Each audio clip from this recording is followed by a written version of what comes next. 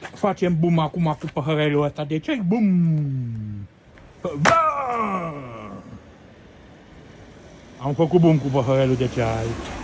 Hai că uite, vine și autobuzul frumușel. Ia uite. A, uite ce frumos vine. Mă duce cu șaurmica acasă la nani. O băgăm la guritică. Și asta este, da? La orizont. Ca de obicei. Tudorel a făcut un păhărel de astea, de cafeluț. Am găsit la statul, la acolo, la unde se eliberează buletinele, la primărie. Că trebuie să mă urc, că uite, îmi vine buzul acum.